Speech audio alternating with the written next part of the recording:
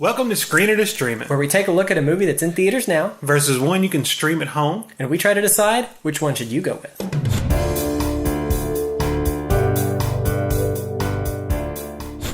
Today on Screen It or Stream It, we're talking Jumanji, Welcome to the Jungle. So, it's a sequel, kind of a sequel, like a disjointed sequel to the original Jumanji from... It's a very loose sequel. Very loose sequel.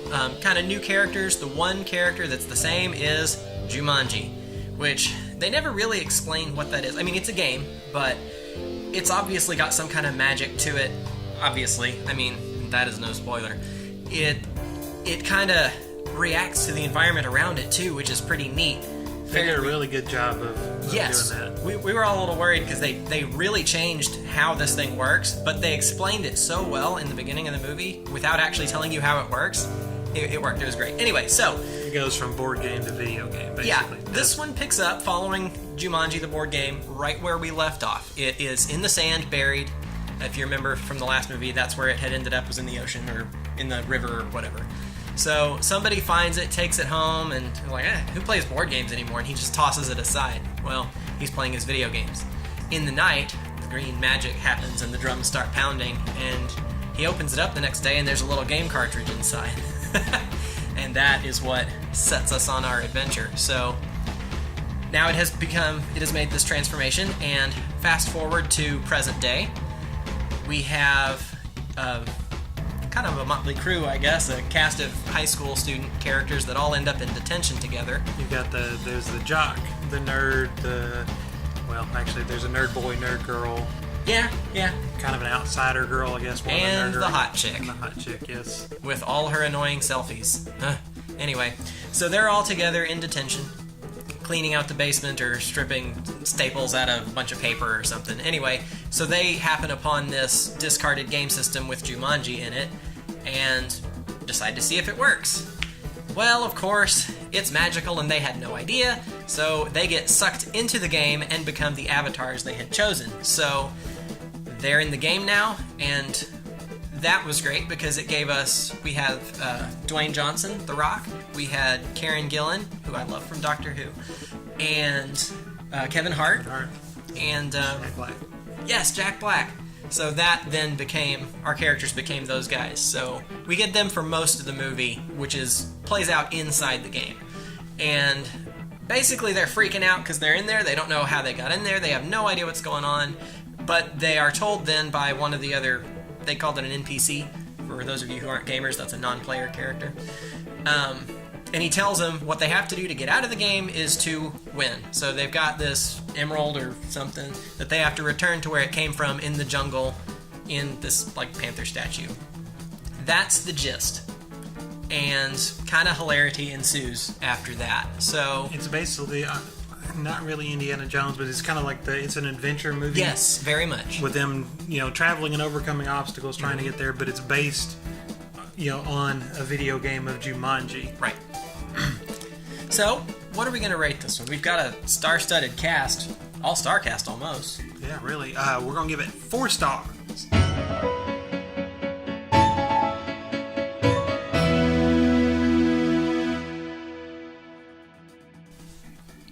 All right, 4 stars. I think this one really came out swinging. Yeah, and it's not the story itself, it's not super deep, it's not super heady. This is not going to win the Best Picture Oscar this year. Sadly, no. But, if you watch the trailer, you know that. What it is, it's a vehicle for Jack Black and The Rock and Kevin Hart to just cut loose and do, make the funny. Mm-hmm. And Karen Gillan actually does a really good job in here too. They all play basically outside of their character, although I think Kevin Hart kind of plays the same character he always plays, but his character is out of character because he's supposed to be a big football player. Yeah, he was the big jock, and now he's... But The Rock is a kind of a scaredy cat and kind of a weenie and insecure about himself.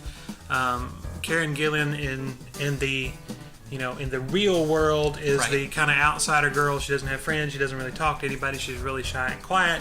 All of a sudden, she's like the hot athletic chick in Karen Gillan. And then Jack Black being the furthest gone goes from the hot chick to Jack Black, which was hilarious, and they used that through the whole thing, and not annoyingly. It was genuinely funny every time they did it, and it was delightful. I saw an interview with him, and someone asked him, how did you do that? And he said, I don't know, it just came out naturally for some reason. But he embodied that hot chick thing, and it was so funny the way he did it. The Rock, pretty much love The Rock at anything he does, especially when he goes comedy, because it's so out of character to physically see him and see comedy. Well, he's just so big and strong. He just doesn't look like he should be a comedy guy, and it works. It's juxtaposition.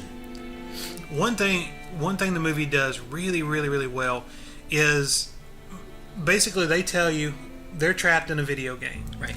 So everything that happens in the movie, the laws of physics, the storytelling, it's all based... It's out the window because it's in a video game. But it sticks to the video game realm, the video game universe. Mm-hmm. So, so much comedy comes from that as well, not just the fish out of water stuff.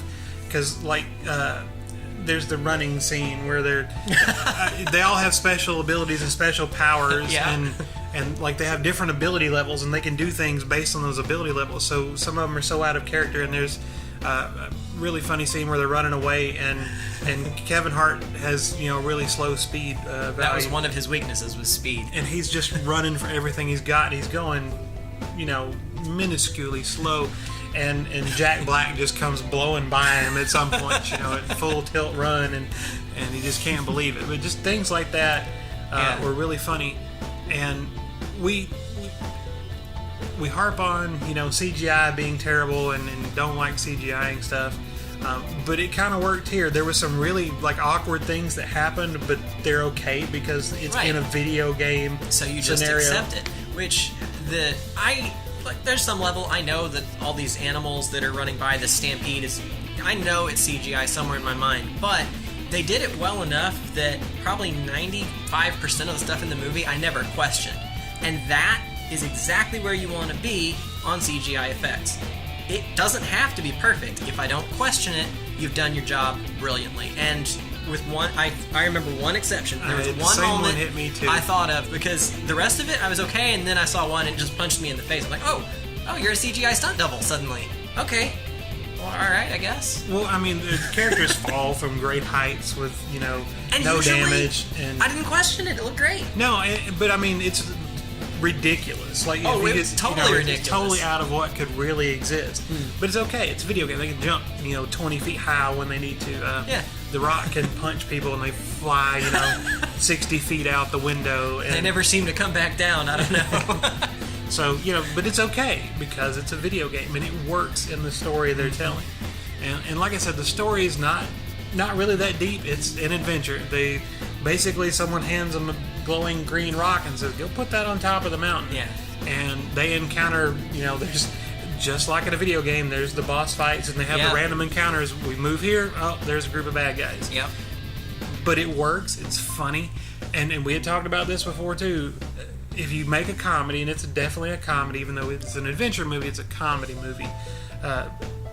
When you make a comedy, there's one major question: is it funny?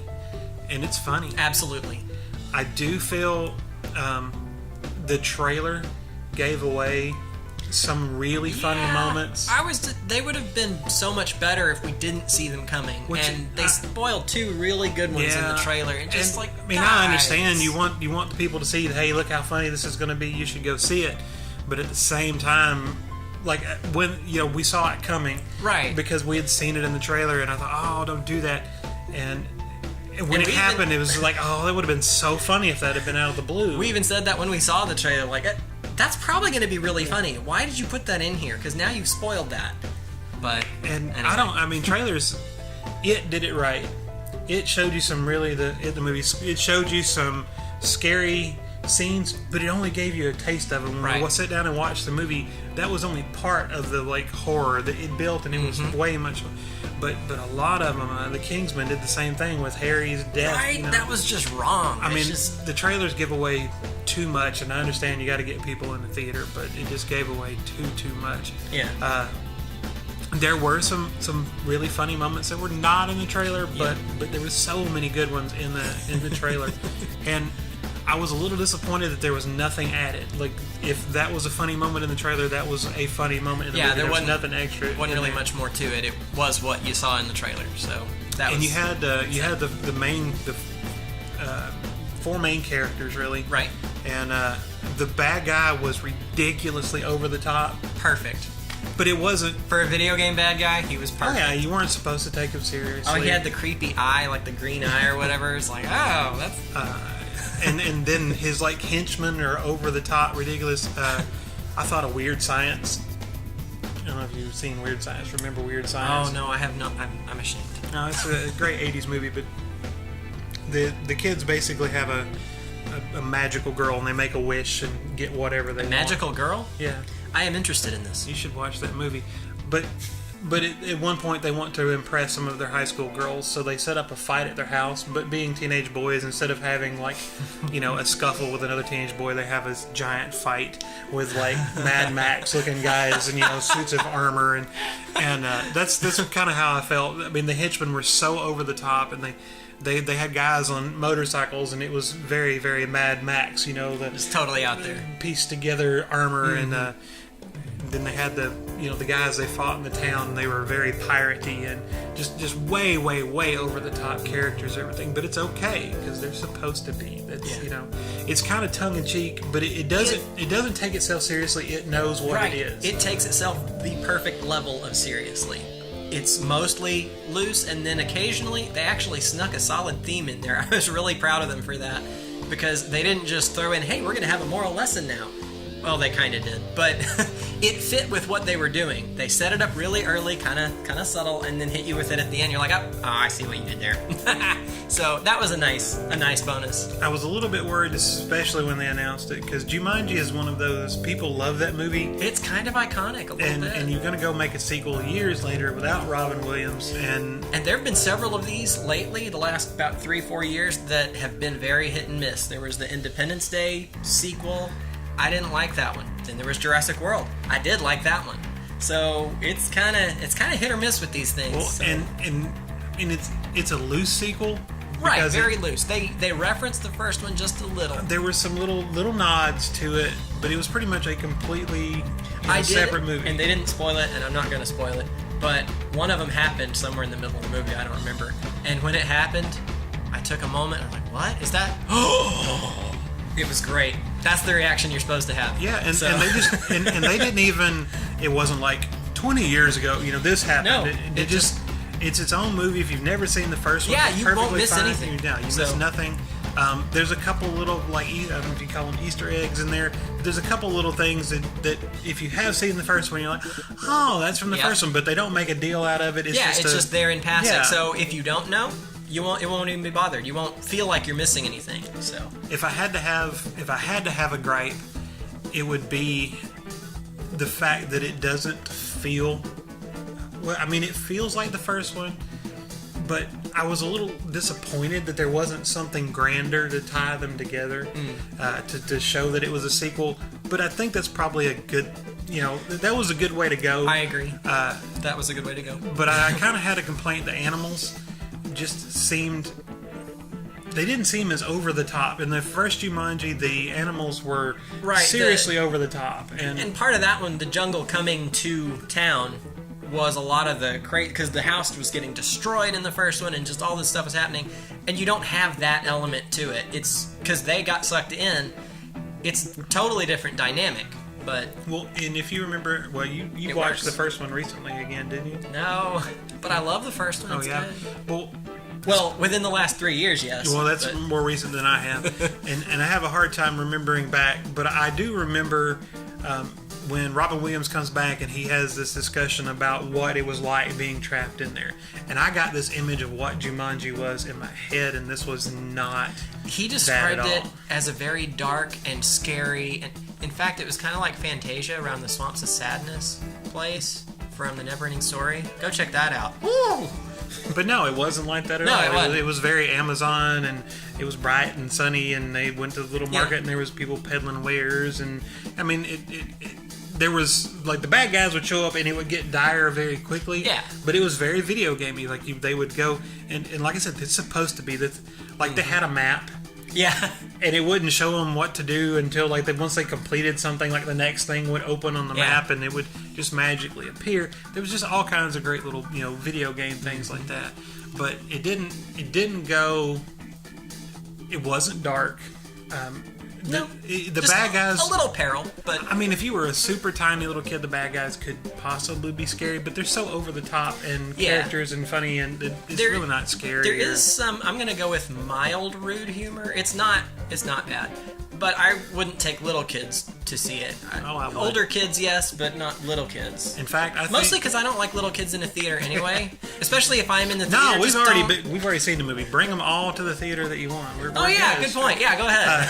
Well, and I was thinking this movie comes out right before Christmas. It's going to have to compete with Star Wars, so that's probably not a good thing. But I think this is a great movie to come out at Christmas. While it doesn't have any Christmas in it, It's a good movie. there's no presents, there's no snow. It's in the summertime, or well, it's not summertime. They're in school, but it's not Right, cold. it's a they're not- warm time. Yeah. But this is a great movie. I think this is a great family movie. You can take the kids, you can take everybody, go see it, and really, if there was anything crude in it, I'm trying to remember anything crude. If it was, it would probably go over the heads of little kids, and if they were like 10, it wasn't crude enough to bother them anyways. So, no, I think it's a great family movie. But it's one of those movies that I think if you take the little kids, they're going to watch Yeah. the visuals and the slapstick, and they're going to love it. And there's a lot of that for them. But at the same time, the adults can sit there and watch it and enjoy the jokes and Yeah. things. It's one of those movies that does it on both levels, Yeah. and that's a really good thing. It means everybody can go see it and enjoy it, and I hope it does really well because it is a funny and good movie. Yes, we need more of that caliber. So, if you're not feeling like the theater, what do you got for a streaming option? Okay, so I'm going to go with Big, which is from Whoa, blast from the past. way back, early 80s, I believe, Yeah. mid-early 80s. And it's Tom Hanks, but it's a little boy. He's about 12 or 13 years old. Doesn't like the way he's being treated. He goes to, was it Zoltan? They have the little machine you put a quarter in, it spits out a card and Yeah. tells you your fortune. Yeah. And he made a wish at the machine that he was big. He wakes up the next day and he's fully grown adult Tom Hanks. Tom Hanks. And he's such a fish out of water, and he can't function in an adult life in this adult body because Yeah. of his 12-year-old mind. And it is I would call this a classic movie. Like, this Yeah. is a classic. Yeah, you need to see that one. And while it doesn't have the off in the jungle adventure, he has an adventure in the city. Yeah. But it's that body swap thing where you get the people trading out and Yeah. fish out of water because of fish out of body, I guess. Yeah. But Big is very good. If you can find that one, that's a good holiday movie too. Definitely. Well, real quick in passing, I'm going to mention Sword Art Online because it's literally people trapped in a video game, but it's totally different feel and it's not near as much fun. But it's an anime. If you like anime, check that one out. But the one movie I'm picking actually was a miniseries, The 10th Kingdom. It's like 7.5 hours long. If you've never seen it, definitely check that one out. It has It's on the shelf back there. it has adventure, and it is about this girl who's like a waitress in New York, and her dad, who is the maintenance man in her building, and in the building where they live, and this other magical kingdom finds a portal to New York, and the prince, who got turned into a dog, it's kind of a long story, but I'm gonna go as quick as I can. He gets turned into a dog because the evil princess lady stepmother's trying to kill him. He finds them, they get tangled up in this whole mess and end up back in the magical kingdoms and have this ridiculously grand adventure trying to save the day, save the prince, save the kingdom. So, and that was a terrible synopsis, but it's a lot of fun. It pokes fun at all the Grimm's fairy tales and stuff and makes fun with those. Great story, The 10th Kingdom. Go check it out. Loads of fun. And that is all our time. Thanks so much for watching Screen Eaters Stream It. And remember, don't take your kids to the movies on Tuesday nights because that's when we go.